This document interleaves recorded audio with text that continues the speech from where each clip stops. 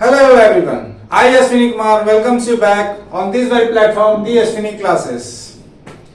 Geography यानी भूगोल की दूसरी कक्षा में आप सभी का पुनः स्वागत है। तो in the last class we had seen the concept of geography, मतलब ज्योग्राफी का हमने क्या देखा था, मतलब क्या होता है, जो किन दो शब्दों से मिलकर ज्योग्राफी बना था, मतलब what the terms that were being divided in this part geography में जो जिन दो वर्ड से मिलकर बना था उनका अर्थ हमने जाना था। उसमें हम लोगों को क्या क्या पढ़ना था, the categories which were in which the geography was divided, we had seen that concept, और उसके अलावा हमने क्या देखा था कि उन कैटेगरीज के अंदर उनके स्टडीज को हम लोग क्या कहते हैं, ठीक है, वो हमने देखा था। फिर हमने लास्ट क्लास में we had seen the concept of what stars, some facts about stars we had seen। उसके बाद हमने गैलेक्सी का कुछ कॉन्सेप्ट देखा था। तो आज हम लोग फिर से गैलेक्सी से ही स्टार्ट करेंगे, because some points were not discussed, तो वो आज की क्लास में होगा। तो आगे बढ़ते हैं। हाँ, उससे पहले मैं एक क्विक जो है मतलब रिवीजन टाइप का करवा देता हूँ लास्ट क्लास का, ठीक है। और उसमें मैं थोड़ा फ्रेश भी नहीं था क्योंकि रात में शादी थी, मॉर्निंग में मैंने क्लास लिया था, जैसे जैसे ले लिया और मैंने खैर मुझे क्लास लेना था तो मैंने अपलोड भी कर दिया। ओके, तो एक ये क्विक रिमाइंडर है, मतलब जो पिछले क्लास का जो लास्ट क्लास में हमने देखा था उसका क्विक रिवीजन है, ताकि आपको एक ओवरव्यू मिल जाए। अगर आपने नहीं किया तो please go and view that very lecture first of geography class, ठीक है। तो एक क्विक रिमाइंड अप है, इसलिए सिर्फ ऐसे समझने के लिए, व्यू के लिए, ओवरव्यू के लिए। तो हमने क्या पढ़ा था, ज्योग्राफी क्या था, it is made from two words, ठीक है। एक तो जियो था और दूसरा graphy. Geo means what, earth, जो कि हम लोग भू भी बोलते हैं यानी, और graphy was made from which, graphene word, graphene इसका मतलब क्या था, राइटिंग्स ऑब्लिक स्पेसिफिकेशन। ओके, तो ज्योग्राफी मतलब क्या हो गया, it is a part of science or social science in which we study the specification or writings of what, writings about earth, specification of earth, ठीक है। तो study of specification of earth क्या हो जाएगा, वो ज्योग्राफी का part हो जाएगा। इसमें हम लोगों ने तीन कैटेगरी किया था समझने के लिए, और इसको अच्छे से समझने के लिए क्या किया था हमने, we had made the three circles actually नहीं है, इलेक्ट्रिकल ये है, फिगर है। तो एक को मैंने एटमॉस्फेयर मान लिया था, मतलब डिनोटिंग विद ए, दूसरा हाइड्रोस्फीयर था, एंड तीसरा मेरा क्या था, लिथोस्फीयर था, ठीक है। एटमॉस्फेयर मतलब वायुमंडल, हाइड्रोस्फीयर जलमंडल, स्थलमंडल, जैसे मैंने स्थल, जल और वायुसेना का जिक्र करते हुए समझाया था। तो इसके अंदर जो भी पढ़ते थे हम एटमॉस्फेयर के अंदर, तो उसको क्या बोलते थे, लिथोस्फीयर। लिथोस्फीयर के अंदर जो पढ़ते थे उसको क्या बोलते थे, और हाइड्रोस्फीयर के अंदर पढ़ते थे उसको क्या बोलते थे। तो एटमॉस्फेयर है, ठीक है। तो एटमॉस्फेयर से रिलेटेड क्या हो गया, हमने क्या बताया था, एटमॉस्फेयर यानी वातावरण, यानी वायुमंडल के हम लोग के बारे में हम लोग पढ़ते हैं इसमें।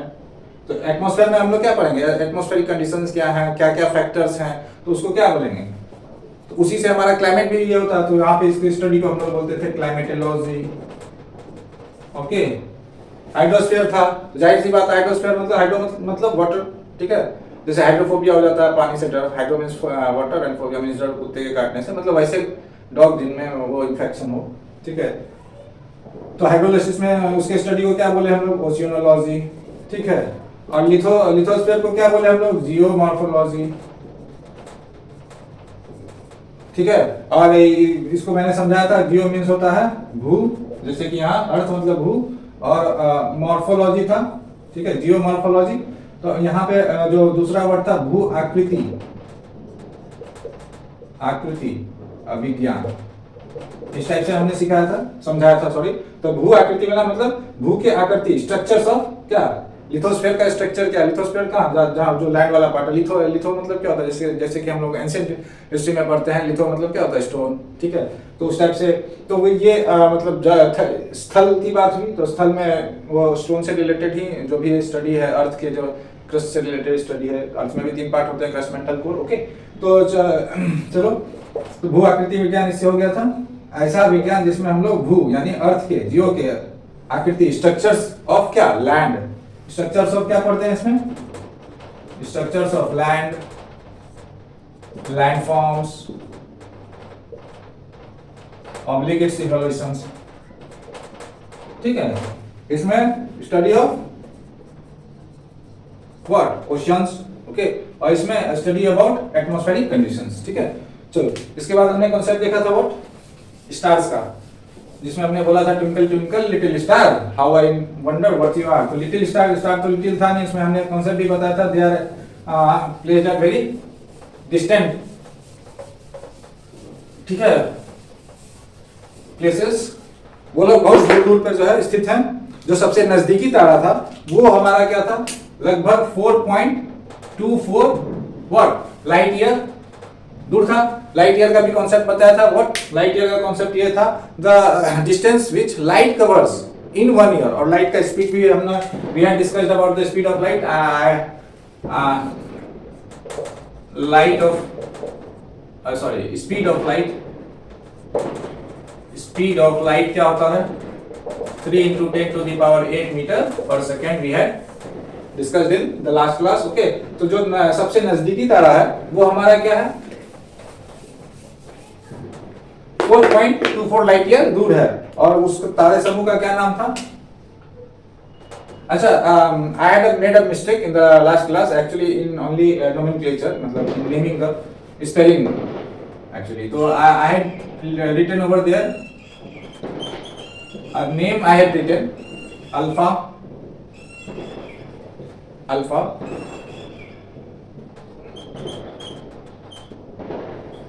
Centauri। This is the group of stars, यानी ये तारों का समूह है जो सबसे नजदीक दूरी पे है हमारे पृथ्वी से, ठीक है। तो दैट इज अल्फा सेंचुरी, ठीक है, सेंचुरी। तो एक्चुअली मैं फ्रेश फील नहीं कर रहा था, मतलब मॉर्निंग उठा था जैसे मतलब वाइल्ड टाइप होता है ना, मैंने आगे क्लास ले लिया था। और इन द प्रीवियस क्लास आप ऑब्जर्व करोगे कि मतलब मैं उतना फ्रेश था भी नहीं, मैंने ले लिया। अलग बात है, शादी विवाह का मौसम है, रात में गाना बजता है एज यूजुअल, बगल में मैरिज हॉल है, तो I had no options rather to take class in the morning. तो वैसे मैं ऑफिस भी जाता हूँ तो एक ही ऑप्शन था मेरे पास, ठीक है। चलो, तो actually by mistake I had written over there ALFA, तो please make a correction over there, it is ALPHA, okay, alpha. उसमें भी जो हमारा सबसे नजदीकी तारा तारा समूह है उसका नाम था प्रॉक्सिमा, ओके, सेंचुरी। तो ये हमारा 4.2 लाइट ईयर जो है वो दूर पे था। तो इतना लाइट ईयर दूर मतलब इतना डिस्टेंस पे दूरी है, यानी एक जो है 1 लाइट ईयर बराबर क्या हो गया, स्पीड को ट्रेवल करने में 1 साल में स्पीड जो है जितना डिस्टेंस ट्रेवल किया या दूरी को जितना तय किया 1 साल में, तो 4.24 लाइट ईयर मतलब इतना 4.25 साल लगभग 4.24 इयर्स में लाइट जो है उतना ट्रेवल किया। तो यानी कि आप ये हमने कॉन्सेप्ट बताया था कि जो हम लोग अभी प्रेजेंट में जो स्टार्स देख रहे हैं, तो कोई भी चीज को हम कैसे देखते हैं, हाउ जो लाइट जो है वो रिफ्लेक्ट होके आती है या ट्रेवल करके आती है उस चीज से, ठीक है। तो अब देखो आप वो तारा मतलब यानी कि हम लोग 4.24 ईयर जो है वो बैक यानी पीछे पहले वाले तारों को हमने देखा था, यही कॉन्सेप्ट देखा था हमने, मतलब मिनिमम सबसे नजदीक हो, जो इससे भी बड़े बड़े दूर दूर पे हैं। और तारे तो बहुत बड़े बड़े होते हैं, as you know there are some stars which are multi millions bigger than the size of our earth. Multi millions यानी 1 मिलियन मतलब 10 लाख, उसमें भी मैं नहीं मतलब बहुत सारा मल्टी मिलियंस जो है बिगर होते हैं अर्थ के साइज से, देन यू कैन इमेजिन, ठीक है। चलो, तो अब आगे बढ़ते हैं। उसके बाद हम स्टार्स के बाद कहाँ पहुंचे थे, हाँ, We had seen the concept of galaxy। तो अब मैं गैलेक्सी को फिर से एक बार अच्छे से बता देता हूं ताकि आप लोग समझ सको अभी के जो नए कॉन्सेप्ट्स आए हैं, डेवलप हुए हैं। जैसे हम लोग सोलर सिस्टम के बारे में क्या पहले से जानते थे, जो we were studying from our times, और मतलब और अभी जो रिसेंट जो रिसर्चेज हुए हैं वो क्या बता रहे हैं, ठीक है। तो सबसे पहले गैलेक्सी का कॉन्सेप्ट फिर से देख लेते हैं। तो गैलेक्सी जो है मैंने बताया था, गैलेक्सी ऐसे मैंने डिस्कस कर लिया था पहले, एक बार ऐसे देख लो। मान लो ये सेंटर है, this is continuously being expanding, okay, continuously being expanded कर दो, मतलब कंटिन्यूअसली ये क्या हो रहा है, एक्सपेंड हो रहा है। तो इसमें क्या था, हमने देखा था ये सारे ये पॉइंट्स क्या थे, सोलर सिस्टम थे। दिस पॉइंट्स वर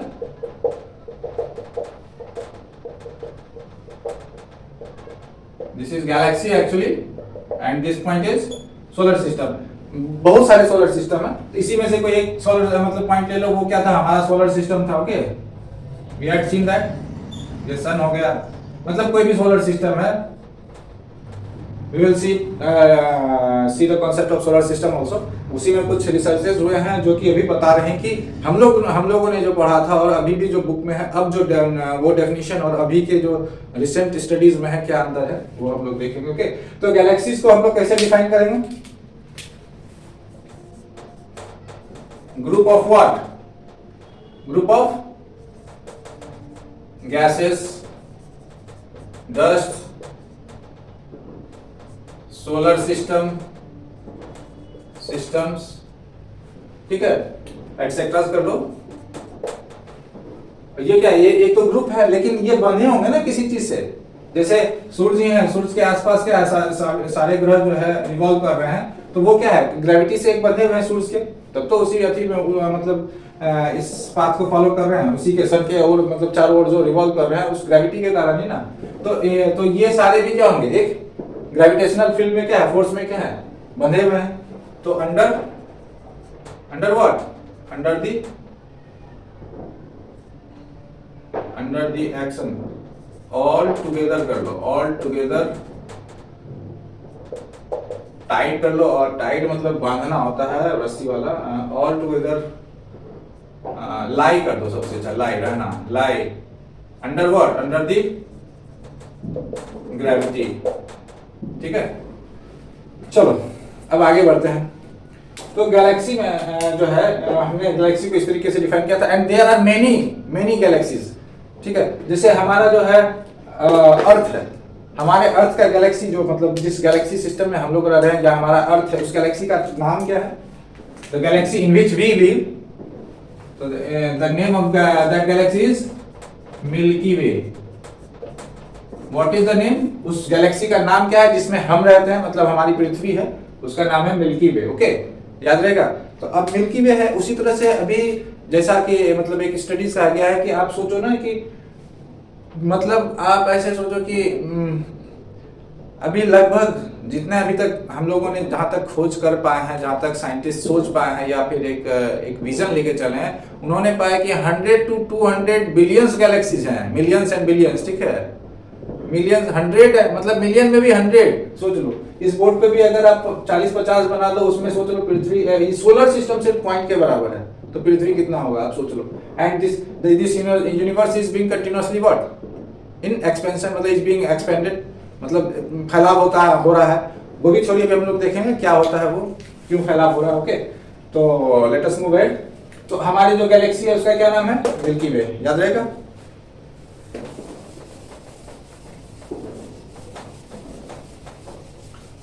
हमारी गैलेक्सी का क्या नाम है? Milky way. और हमारे गैलेक्सी में ही पता है कितने स्टार्स हैं? हमारे गैलेक्सी में ही लगभग इन आवर ओन गैलेक्सी, यानी कि milky way, there are around what?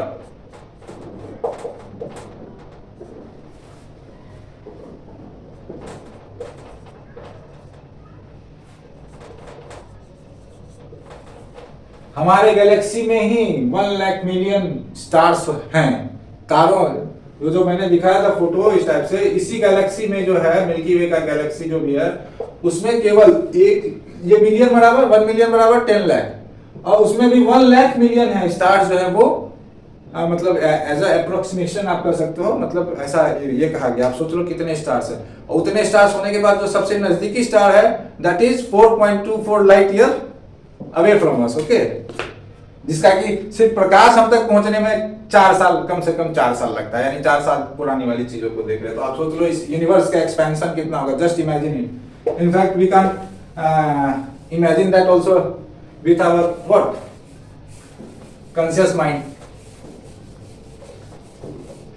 अपने चेतन अवस्था में भी जो है ना, जब चेतन अवचेतन दो स्थिति होती है, मानसिक स्थिति मतलब माइंड एक कॉन्शियस स्थिति में रहता है, एक सबकॉन्शियस स्टेज में रहता है।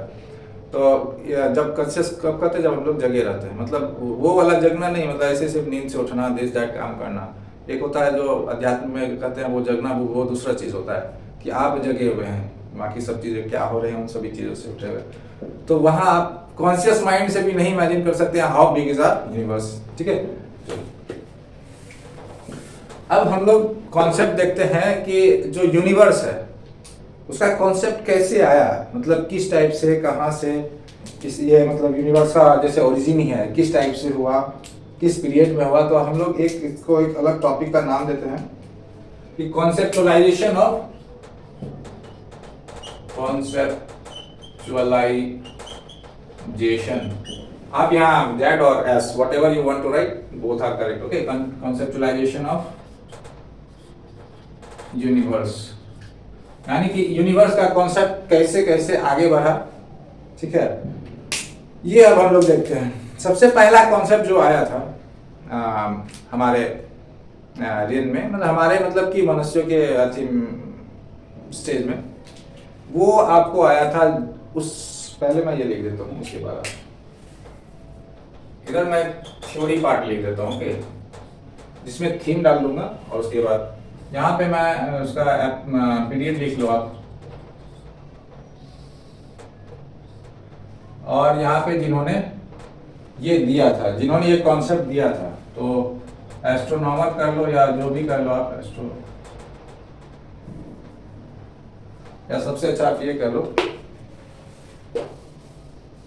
Propounded by, theory was propounded, इन्होंने ये कहा था। ओके, तो सबसे पहला कॉन्सेप्ट जो आया था हमारे यहाँ, वो कॉन्सेप्ट था जियोसेंट्रिक। ओके, जियोसेंट्रिक थ्योरी आई थी सबसे पहले, the first theory which where given in the geography section, मतलब यूनिवर्स, ज्योग्राफी में किसका, यूनिवर्स का। तो उसमें यूनिवर्स के बारे में जो बताया गया था, उसका जो थीम था वो था जियोसेंट्रिक। अब जियोसेंट्रिक तो किसी भी चीजों को याद नहीं करना है, ठीक है, याद वहां किया जाता है जो फैक्चुअल चीजें हैं, जिनके मतलब उनका और कोई ऑप्शन नहीं है। वो वहां भी लोग तो आज जो क्या करते हैं, तरीका समझने की कोशिश करते हैं किस चीज से आसानी से याद हो सके। तो जो चीज समझने वाली है उसे याद क्यों करें। देखो जियो मतलब क्या, जैसे कि हमने पहले ही देखा, जियो मतलब क्या होता है, earth, we had already seen it, geo means earth. Okay, और सेंट्रिक मतलब क्या होता है, towards the centre, what, towards the centre, towards centre. Okay, तो अब देखो इस, ये जो वर्ड है, इसी से इसका क्या अर्थ निकलता है कि मतलब जो यूनिवर्स था वो हमारा क्या था, जियोसेंट्रिक था। Okay, this universe is geocentric. अब इसका थ्योरी ये था, ये तो थीम हो गया आपका। थ्योरी ये हुआ कि जो यूनिवर्स है हमारा, जो यूनिवर्स है वो क्या है, उसमें earth is the centre of this universe, यानी कि अर्थ ही जो है, ये हमारी जो पृथ्वी है वही जो है मतलब एकदम सेंटर है इस यूनिवर्स की, क्या है, सेंटर में है। और सेंटर का मतलब सिर्फ ये नहीं कि मध्य में, सेंटर मतलब सेंटर ऑफ एवरीथिंग, जिसके अराउंड जो है सारी घटनाएं जो है वो हो रही हैं, सभी चीजें चल रही हैं यूनिवर्स की, जितनी भी गतिविधियां हैं वो, उसका सेंट्रिक पार्ट क्या हो गया, अर्थ हो गया, उन्हीं के अराउंड जो है सारी चीजें हैं हो रही है, हैपनिंग हो रही है। ओके, चलो, तो ये थ्योरी जो है 140 एडी, ओके, 140 एडी में दिया गया था। और ये किनके द्वारा दिया गया था, थोड़ा नाम अटपटा है, मैं पहले नाम लिखता हूं।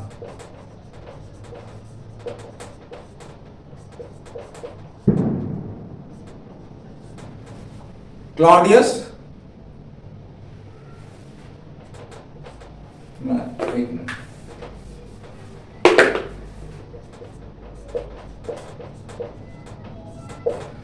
अच्छा यहाँ पे लिखा हुआ पी है, लेकिन यहाँ पी साइलेंट होगा। Okay, how will we read it, Claudius Ptolemy, ठीक है, क्लॉडियस टॉलेमी। तो this theory was propounded by whom, Claudius Ptolemy. Which theory, geocentric theory. Okay, and in which year it was given in the 140 year. अब देखो ये AD, तो ये तो आपका फैक्चुअल चीज है, और जो चीज समझने वाला है वो मैंने बता दिया, जियो मतलब अर्थ और सेंट्रिक मतलब टुवर्ड्स सेंटर, और ये दोनों चीज तो फैक्चुअल है, which you have to remember. Okay, दूसरा थ्योरी जो आया था वो जो है हमारा क्या था,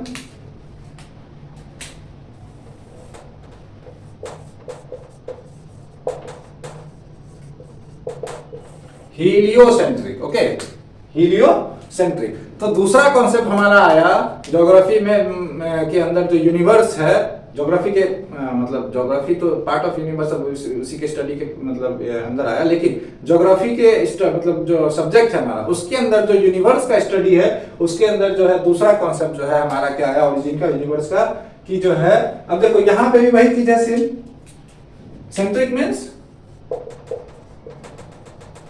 टुवर्ड्स सेंटर, ओके, यानी सेंटर की ओर, और हीलियो मतलब सन। अब सन को हीलियो क्यों बोलते हैं, वी ऑल नो। अगर नहीं भी जानना है तो लेटर वी विल स्टडी, लेकिन साइंस में तो आपने पढ़ा होगा पक्का, 10th में, 9th में, एवरीवेयर। मतलब क्या वहां पे हीलियम जो है एटम्स मिलके क्या होते हैं, बड़ा जो है, जैसे कैसे आप लोग ये एटम बम में क्या होता है, देखो दो थ्योरी होती है, ठीक है। एक तो आपका जो एटम बम, हाइड्रोजन बम होता है, एक हाइड्रोजन बम वाला कॉन्सेप्ट है, एक दूसरा आपका ये सन का। तो मैं आपको ऐसे दोनों अभी ही बताता हूँ या फिर बाद में बताऊं, ऐसे मैं थोड़ा टर्म ये डिस्कस कर लेता हूँ, पूरा बताऊंगा तो we will deviate from the our this topic, okay. ये पार्ट है फिजिक्स का, लेकिन फिर भी मैं थोड़ा सा ये करवा देता हूँ। देखो एक पार्ट होता है एटॉमिक फ्यूजन और दूसरा होता है एटॉमिक फिजन, ठीक है। एटॉमिक फिजन जो हम लोग जनरली हाइड्रोजन एटम बम सब में हम लोग देखते हैं, तो उसमें क्या होता है कि दो जो है चीजों को क्या किया जाता है, उसको अलग अलग इसमें तोड़ा जाता है। और फ्यूजन में क्या होता है, जैसा कि नाम क्या है, फ्यूज करना, यानी दो मॉलिक्यूल से एटम्स मिलके एक जो मतलब फिर दोबारा जो है दूसरा एटम या मॉलिक्यूल्स फॉर्म करना। तो यहाँ पे फ्यूज हो रहे हैं, यहाँ फ्यूजन मतलब अलग हो रहा है। तो ये दो कॉन्सेप्ट हैं, इसको और डिटेल्स में पढ़ेंगे तो will deviate from our topics. Rest ये मैं फिजिक्स क्लास में इसको कवर जरूर करूंगा अच्छे से, वो भी ठीक है। तो ज्योग्राफी से अभी फिजिक्स की नहीं, बस एक कांसेप्ट देने के लिए मैंने बता दिया, एटॉमिक फ्यूजन और फ्यूजन। और सन में क्या होता है, एटॉमिक फ्यूजन होता है, इतना याद रखना। Which process happens in the sun, atomic fusion, okay.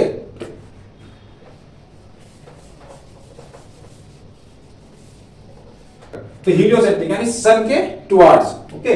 तो हीलियोसेंट्रिक मतलब इसमें हीलियोसेंट्रिक का थ्योरी क्या हो गया, ये तो तीन जैसे हो गया, तो थ्योरी क्या हो गया, in according to this theory sun was the center of this universe, sun was the center of this universe. I am not talking about solar system, just mark this thing, okay।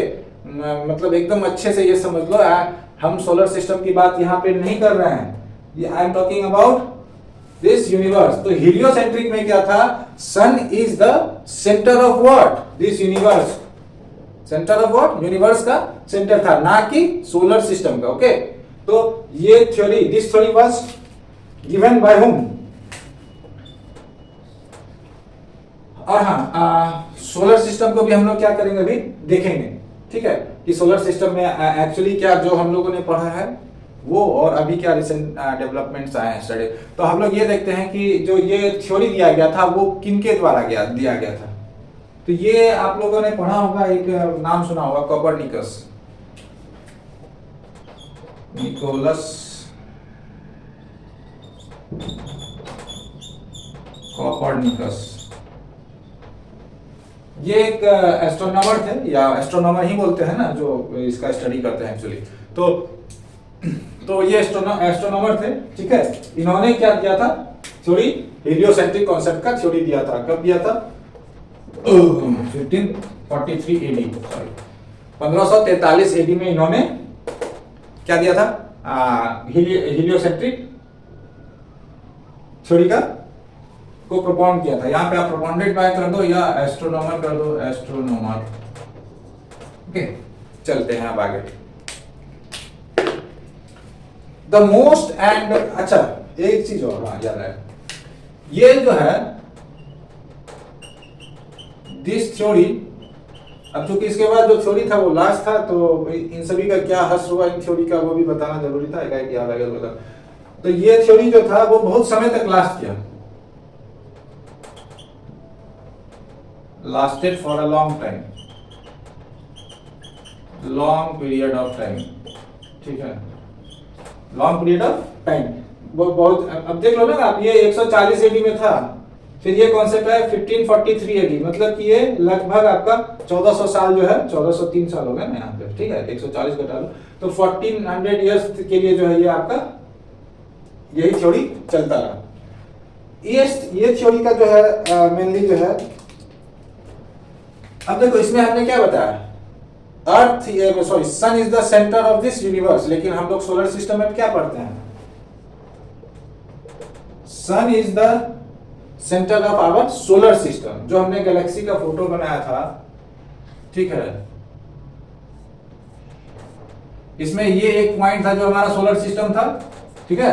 अब उस solar system में यहाँ पे सूरज था, ये centre of इस मतलब इस सोलर सिस्टम का अपना जो सोलर मतलब नहीं रिलेटेड टू सन, इसका जो सिस्टम उसका जो वो सेंटर था, ठीक है। लेकिन ये सन, बाकी सब यूनिवर्स जो गैलेक्सी में बाकी सब है उसका तो सेंटर नहीं हुआ ना, अब बात समझ में आई। तो ये चीज इसके कारण यहाँ पे क्या होगा, ये थ्योरी नहीं चला ज्यादा दिन। ये अराउंड आपको नेक्स्ट जो थ्योरी है अभी हम लोग पढ़ने वाले हैं, जिसका कि नाम है बिग बैंग थ्योरी। और जो मैंने बताया था कि this universe is continuously being in the expansion, मतलब कंटिन्यूअसली क्या हो रहा है, एक्सपैंड हो रहा है, फैलाव हो रहा है।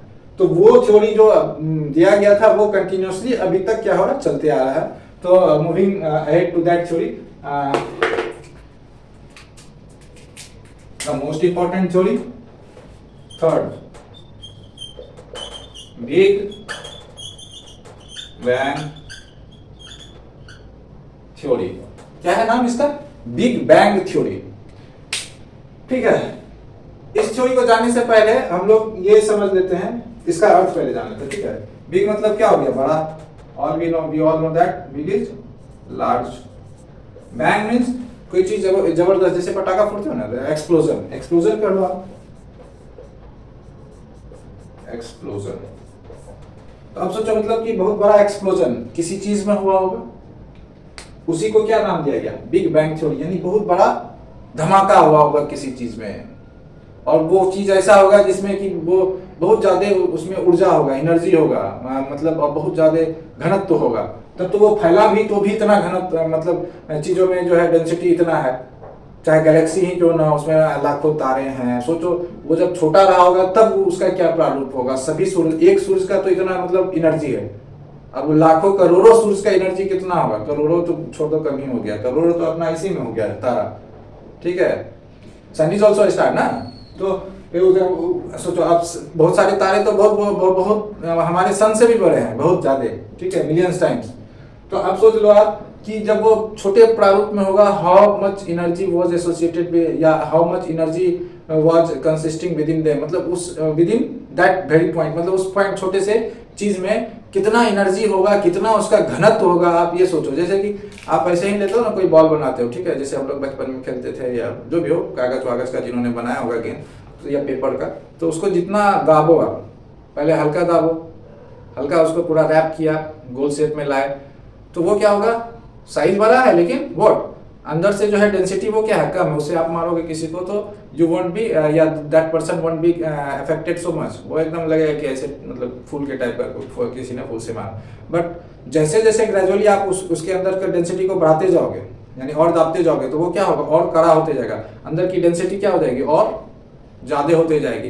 And when you will hit with that small part of paper only, जो आपने रैप किया, तो that will have more impact, okay, on anyone. जैसे कि क्या होता है, गोली जो है, गोली क्या होता है कि उसमें क्या होता है, एनर्जी जो है ज्यादा से होता तो छोटा ही है, लेकिन उसमें एनर्जी तो गोली तो खैर वो तो एनर्जी वाला पार्ट यहाँ भी छोड़ दो, ठीक है। तो वो डेंसिटी वाला ऐसे कॉन्सेप्ट समझ गए। तो बिग बैंग थ्योरी क्या होगा कि पहले जो है यूनिवर्स जो है एक बहुत पॉइंट रूप में, एक स्मॉल बॉडी या स्मॉल पॉइंट के रूप में था, ठीक है, जो कि जिसमें कि बहुत ज्यादा जो है, जिसकी बहुत ज्यादा डेंसिटी थी, सॉरी, जिसकी बहुत ज्यादा डेंसिटी थी, डेंसिटी जो है बहुत ज्यादा थी, और लार्ज मतलब बहुत एनर्जी जो है इससे एसोसिएटेड था, ठीक है। तो इसी में जब एक्सप्लोजन हुआ, इसी में क्या हुआ, मतलब धमाका हुआ, तो ये जो है, और धमाका भी हुआ तो बहुत बड़ा टाइप का धमाका हुआ, और वो उसके कारण से क्या हुआ, बहुत सारे गैलेक्सीज उससे निकले, स्टार्स फॉर्मेशन हुआ, तो उसका भी डेंसिटी आप देख लो, ठीक है। तो उस थ्योरी को जो है हम लोग क्या बोले, big bang theory. Did you get it? तो अब देखो ये जो हमारा बिग बैंग थ्योरी है, ठीक है, ये आपको 1931 में, ठीक है, थ्योरी को दिया गया था, और थ्योरी को जिन्होंने दिया था उनका नाम था 1931,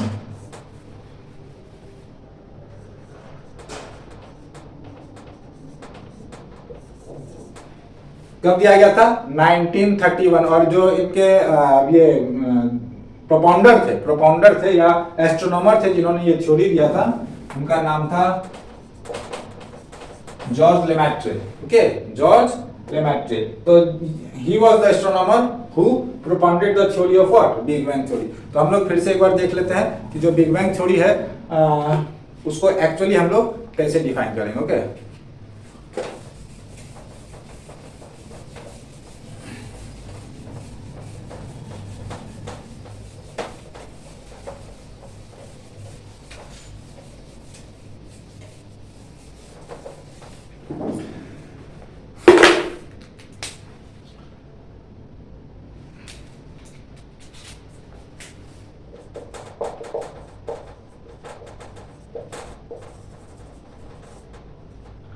तो जैसा कि मैंने इसका नाम से इसको तोड़ के आपको समझाया, बिग बैंग थ्योरी मतलब बड़ा धमाका हुआ किसी पॉइंट में जिसमें बहुत ज्यादा एनर्जी और बहुत ज्यादा वो डेंस था, बहुत ज्यादा हाई टेम्परेचर था उसका, उसमें धमाका होने के कारण क्या हुआ, वो मतलब चारों मतलब सराउंडिंग मतलब अपने सराउंडिंग्स में वो बिखर गया, जो कि अभी अच्छा हाँ, गैलेक्सी को एक और टर्म बोलते हैं nebula. Okay, galaxy is also known as nebula, याद रखना, अभी याद आया मुझे, galaxy oblique nebula, both are same.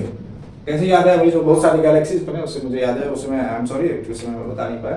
तो गैलेक्सी और nebula both are same thing. Okay, name for the same thing. तो इस टाइप से बिग बैंग ये थ्योरी किन्होंने दिया था? जॉर्ज लेमैट्रे ने। कब दिया था? 1931 में। तो अब समझे जो हेलियोसेंट्रिक था वो बहुत जल्दी उसका अंत हो गया उस थ्योरी का। ओके, अराउंड वो 1500 में दिया गया, ये आपका 1931 में दिया गया, तो 1540 के आसपास दिया गया था, 1532-31 में। ठीक है, तो आप सोच लो आप कितने दिन चला वो, मतलब तो 15 4 19 400 साल के आसपास वो थ्योरी सर्वाइव कर पाई। अब उस 400 साल में भी पहले ही मतलब ये हो गया था कि क्या, आई डोंट नो एक्चुअली। अच्छा, बाकी ये सब चीज तो आपका यहाँ साइंटिफिक हो गया है, लेकिन हमारे यहाँ हमारे कंट्री में खास करके इंडिया में ये बहुत पहले से ये सारे ज्ञान जो है मौजूद थे। These knowledge were actually present in our Indian culture. Okay, हमारे कल्चर, हमारा जो सोसाइटी है, हमारी जो भी परंपराएं हैं, उसमें ये चीजें बहुत पहले से प्रचलित हैं थी। और पर वो चीजें जो है हमारे लोकल बुक्स में थे। अब हम स्पेशली रिलीजियस बुक्स की बात नहीं करेंगे, ठीक है, लेकिन हमारे सब मतलब बुक्स में यहाँ पे थे, और बहुत सारे कॉन्सेप्ट तो यहीं से बाहर गए हुए हैं और वो लोग उनको अपना बता दिए। ठीक है, तो I won't discuss about that क्योंकि फिर वो दूसरी बात हो जाएगी। आप खुद सोच लो ना कि आप जो हनुमान चालीसा पढ़ते हो उसमें आपका सन और अर्थ के बीच का डिस्टेंस है। Okay, I'll leave it, okay? This will be then again, क्योंकि ये क्लास है और मैं नहीं चाहता हूँ कि यहाँ पे धर्म जातिवादी को लेके कोई ऐसा ये प्लेटफॉर्म बने, मंच बने। तो चलो, बिग बैंग थ्योरी, इसमें क्या था कि हम लोग इसको इस तरीके से लिखेंगे। अच्छा, ये हुआ कब था?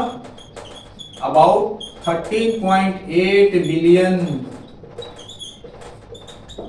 ईयर्स एगो, यानी कि 13.8 बिलियन साल पहले जो है यह बिग बैंग हुआ था। ठीक है, बहुत बड़ा धमाका हुआ था, सॉरी, तो बहुत बड़ा धमाका हुआ था। तो इसको हम लोग क्या लिखेंगे कि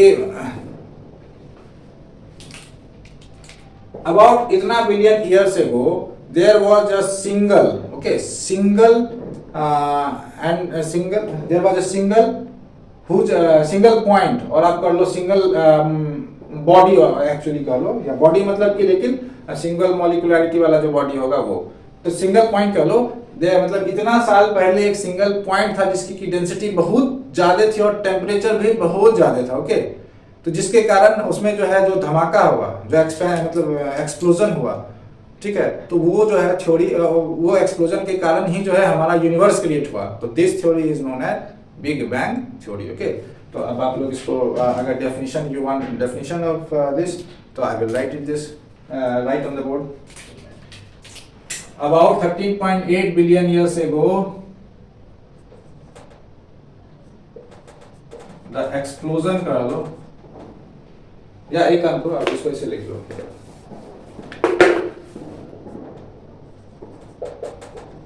this universe was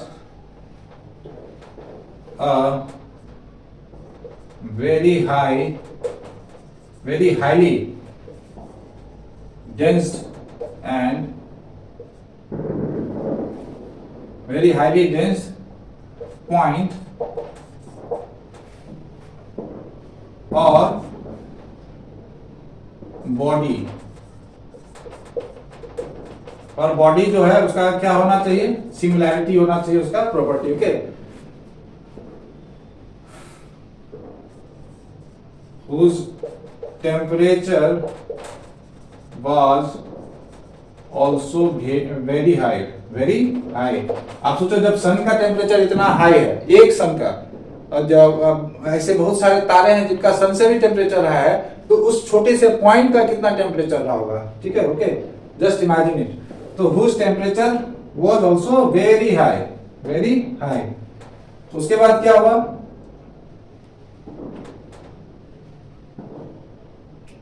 an explosion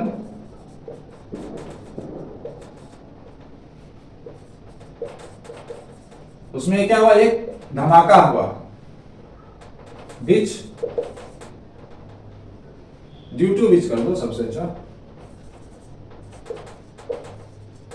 due to which what, it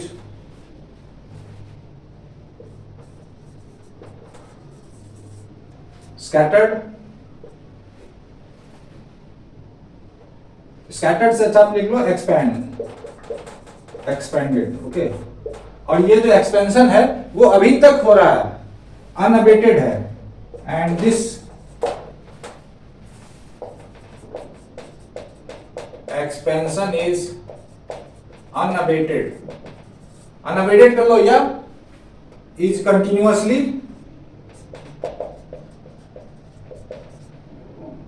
expanding.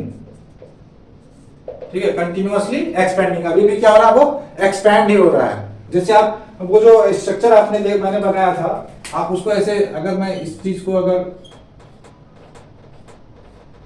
जो चकड़ी जो दीपावली में घुमाते हो आप, अब इसी चीज को अगर हम घुमाएं तो ये क्या लगेगा, फैल रहा है चारों side. Okay, in that very manner only this universe is being on the words of what, expansion is being expanding. Okay, तो ये तो सिर्फ एक गैलेक्सी है, उसी तरह जितने भी मतलब यूनिवर्स में है, गैलेक्सीज जो भी हो या नेबुलास जो भी हो, ऑल दोस थिंग्स।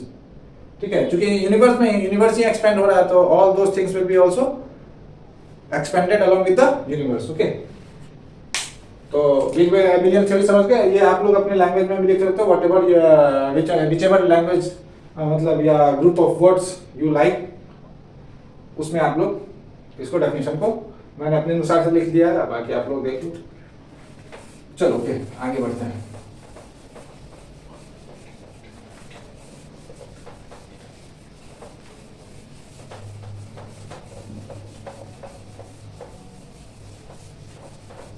अब जो है कॉन्सेप्ट आता है हमारा थोड़ा सा, जैसे यूनिवर्स में, गैलेक्सी में ही हमने बताया था ये कॉन्सेप्ट, जो इसी को थोड़ा सा और क्लियर कर लेता हूं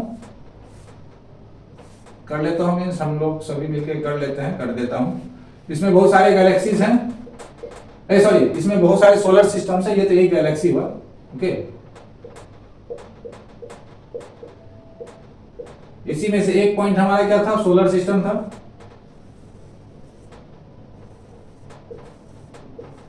यहाँ बीच में हमारा सूरज हो गया। तो there are many solar systems in this galaxy. जो हम जिस गैलेक्सी में रहते हैं उसका क्या नाम है, milky way. What is the name of the galaxy, milky way. और ये मेरा क्या हो गया, यहाँ पे हम लोग का अपना सोलर सिस्टम हो गया। ठीक है, ये हमारा अपना सन हो गया।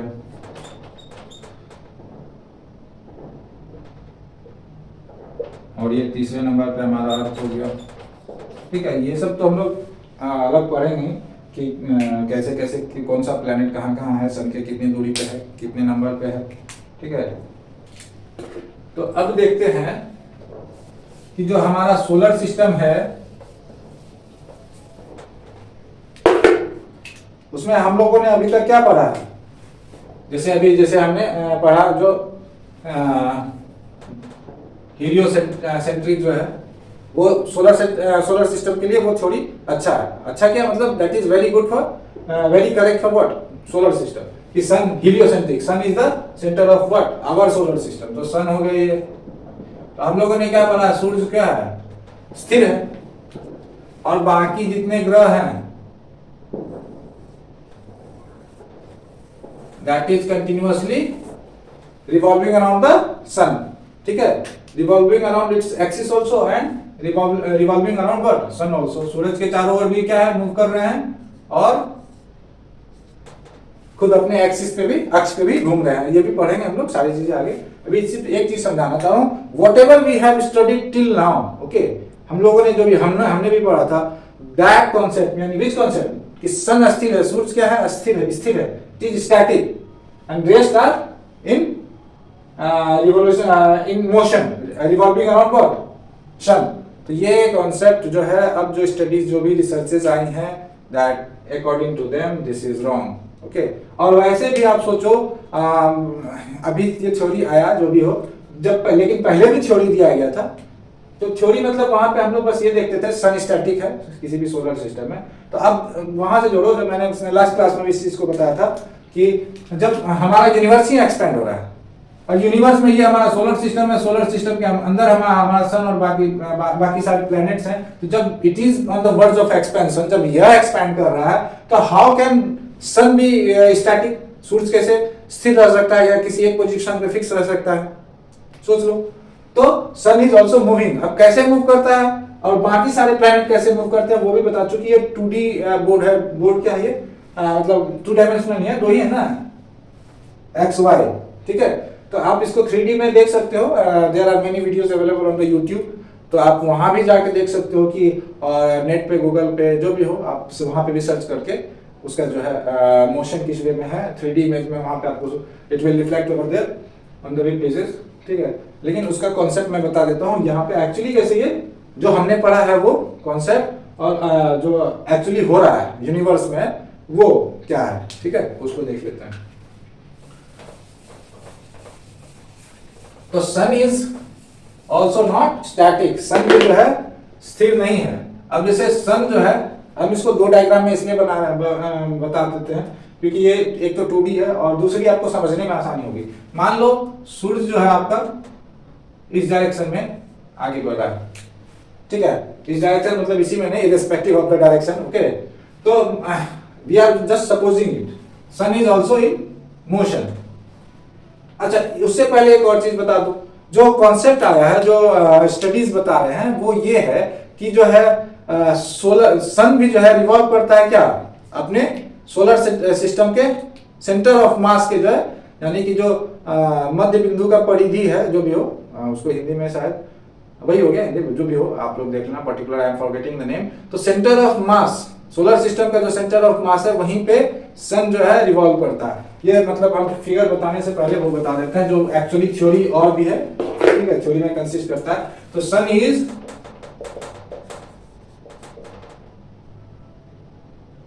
also revolving, अच्छा, there are 2 words, rotating and revolving, ठीक है। रोटेट और रिवॉल्व में क्या अंतर होता है, please right in the comment section और मुझे बताना, ताकि मैं भी देख सकूं कि आप लोग कितना मतलब डिफरेंशिएट कर पाते हैं। How many of you are able to differentiate the terms rotate and revolve, जबकि दोनों का मतलब घूमना ही होता है। But what the exact meaning of that word, these words rotate and revolve is, so please comment. So sun is also revolving around the center of mass of the solar system, center of the mass of the solar system. ओहो, क्या गिर गया इसका। सन is also revolving, मैं इसको फिर से लिख दे रहा हूं, around the centre of mass of the solar system, centre of mass of the solar system. और सबसे इंटरेस्टिंग बात यह है ना कि सूर्य को जो मतलब सन को स्थिर बताया गया है, क्यों बताया गया है वो भी देख लो। अब देखो जो सोलर सिस्टम है उसमें सबसे बड़ा तो आपका सन ही हो गया, ठीक है, सबसे बड़ा स्टार भी सन है सोलर सिस्टम में आपका यहाँ पे। तो ये देखो, और उसका साइज भी बड़ा है और मास भी बड़ा है। तो जो सोलर सिस्टम का जो है, सोलर सिस्टम का अकॉर्डिंग टू रिसर्चेस 99.87% जो है ना वो सन का जो है मास है, उस सोलर सिस्टम का सन का मास है। तो आप इससे भी इमेजिन कर सकते हो कि सन कितना बड़ा, कितना ज्यादा बड़ा है हमारे पृथ्वी सबसे, और बाकी उसका मास कितना है देख लो आप। तो सेंटर ऑफ मास कहाँ होगा, जाहिर सी बात है सन के पास ही होगा, आसपास, ठीक है। तो सेंटर ऑफ मास क्या हो जाएगा, ये जैसे सन है, ये बाकी के प्लैनेट्स हैं, ओके। तो सेंटर ऑफ मास कहाँ लाई करेगा, where will the centre of mass lie. अभी जैसे देखो क्या है कि ये मान लो ऐसे समझो आप, मैं डस्टर से समझाता हूँ, ठीक। ये देखो ये है डस्टर, ओके। अभी क्या है, अभी ये सेंटर ऑफ मास है, क्योंकि यहां पे रखने से क्या है, ये इक्वली मतलब दोनों साइड बराबर है। मान लो मैं इधर एक पेन रख दूं, मैं यहां पे एक इधर पेन रख दिया, अब यहां रखूंगा तो इस साइड क्या हो गया, वेट हमारा क्या हो गया, बढ़ गया, भार बढ़ गया। तो अब whether this point will be the centre of mass, let us see, नहीं होगा, गिर जाएगा। तो हम लोग कहां रखेंगे, थोड़ा सा इसको शिफ्ट करेंगे ताकि जो है, अब देखो the position of pen marker was shifted from this point to this point, क्योंकि सेंटर ऑफ मास हमारा क्या हो गया, बदल गया। तो जहां ज्यादा वजन है उसके अराउंड क्या हो गया, मेरा सेंटर ऑफ मास आपका ये हो गया। तो सेंटर ऑफ मास कहां पे हो जाएगा हमारा, सन के पास। इसलिए जो सन का है वो अपने ही आसपास जो है उसका जो रिवॉल्व मतलब जो वो रोटेट रिवॉल्व करता है, उसका जो परिधि होगा वो उसी के आसपास लाई करेगा। जो सेंटर ऑफ मास है तो वो उसी में क्या होगा, रिवॉल्व करेगा, ओके। तो अब देखते हैं, ये तो आप समझ गए ना कि सन इज आल्सो रिवॉल्विंग। अब देखते हैं कैसे मूव करता है, ये जो ये मूव हो रहा है वो हम लोग डिस्कस अभी करते हैं, जो हम फिगर बना रहे थे एक्चुअली समझने के लिए, ओके।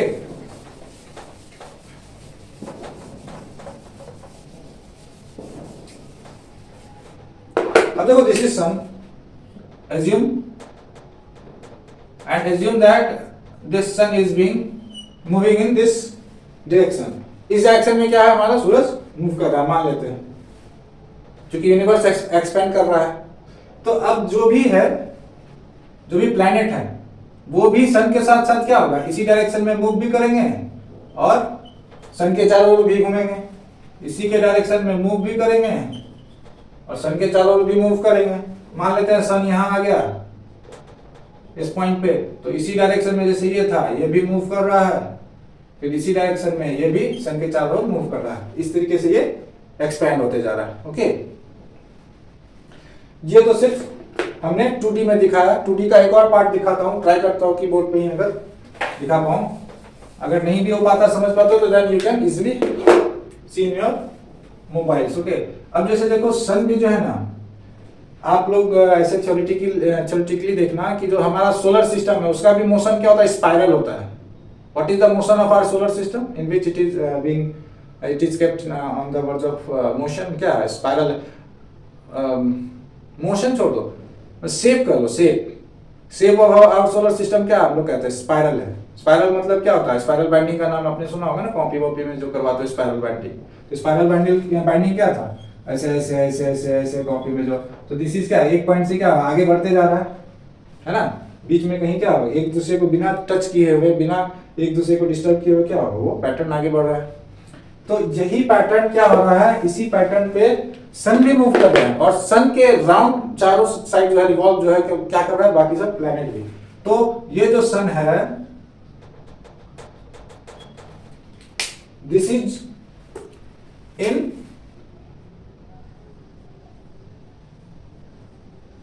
अब चूंकि सेंटर ऑफ मास टुवर्ड्स सन ही है, तो ये अपने ही आसपास जो है सेंटर ऑफ मास हो जाता है उसका सिस्टम, वहीं पे रिवॉल्व करेगा छोटा सा ही हाथी में, तो इसलिए दूर से वो क्या लगेगा, एक कांस्टेंट टाइप का, तो इट इज मूविंग। अब देखो मैं यहाँ पे इसको ऐसे बना देता हूँ, ये भी सन जो है वो क्या हो रहा है, मूव हो रहा है।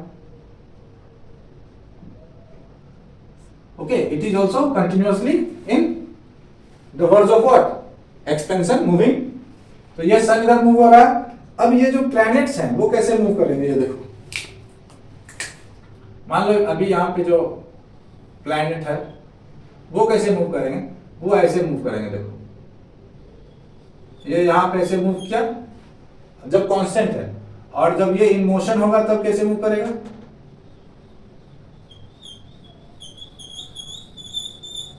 ठीक। और फिर जैसे ये आगे बढ़ा तो फिर इसी इसी प्लैनेट का मोशन क्या होगा, जैसे ये यहाँ, if this planet, if suppose the actual position of the planet is here, now with the expansion its position changes and it comes here, तो सन का ग्रेविटेशन के अंदर तो है, इन्फ्लुएंस के अंदर, तो अब जो इसका होगा वो जो इसका मोशन होगा वो क्या होगा, रिवॉल्विंग का, वो भी क्या होगा, बढ़ जाएगा। Okay, it will also get enhance, यानी कि इसका मोशन जो होगा वो क्या होगा, okay, so it is also expanding, it is also in motion along with the sun in the what, in the direction in which our galaxy is expanding or our universe is expanding। okay, तो यही concept था कि सन जो है that is also not static, it is also revolving around the what, centre of mass of what, solar system, whole solar system. और जो solar system है उसमें हमारा सन का ही मास अराउंड 99.87% है। तो आप सोच लो, ठीक है, how much bigger and larger and heavier is our sun, okay, in this solar system. तो चलो आज के लिए इतना ही, winding up the things here. मिलते हैं अगले क्लास में, होपिंग दैट कि जो पहला क्लास था उसमें थोड़ा मैं फ्रेश नहीं हो पाया था, तो मैंने खुद ही अपना वो वीडियो देखा, मुझे पता नहीं, ठीक नहीं लगा कि मैं सवेरे उठ के बुकवाइल टाइप के ले लिया मैंने क्लास, वो भी पहला class, that was the first class of geography. तो उन चीज़ों को मैंने बस एक रिवाइंड तो कर ही दिया था, कैसे पढ़ा, बाकी उसमें डिटेल्स में मैंने उसमें पढ़ा है। पढ़ाने में मतलब कि जो कॉन्सेप्ट्स हैं, कॉन्सेप्ट्स की क्लैरिटी है, उसमें मैंने कोई ये नहीं किया है। थोड़ा सा वो आपको उसमें मैं बोल रहा हूँ तो थोड़ा सा आपको वैसा लग रहा होगा कि फ्रेशनेस नहीं होगा। Okay, rest all the things were explain very nicely in that also class. सिर्फ एक मिस्टेक था जो मैंने बता दिया अल्फा वर्ड का, जो कि मैंने एक्चुअली ALFA लिख दिया था, ALFA। In place of that you have to just correct it with PH। F को किससे करेक्ट करना है, PH, alpha. Okay, rest all the things were nicely made जो है conceptualized। तो चलो मिलते हैं अगले क्लास में, until then take care, bye।